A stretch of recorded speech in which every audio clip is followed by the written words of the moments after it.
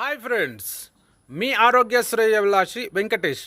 మిత్రులారా, మనము వాటర్ గురించి మాట్లాడుతున్నాము. మరి నీళ్ళు మన కంటిపైన ఎలాంటి ప్రభావం చూపిస్తుందో దాని గురించి మాట్లాడుతున్నాం.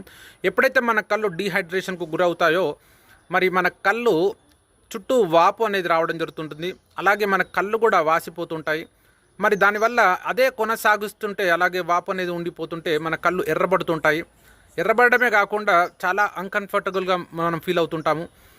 అదే అలాగే కొనసాగుతుంటే మనకు డ్రై ఐజ్ అనేది రావడం జరుగుతుంది. అలాగే మన కంటి చూపు మందగించడం జరుగుతుంది.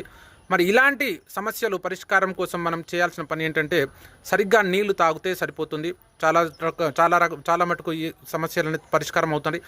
ఇక మీకు ఆరోగ్యంగా మీ కళ్ళు ఉండాలనుకుంటున్నారా?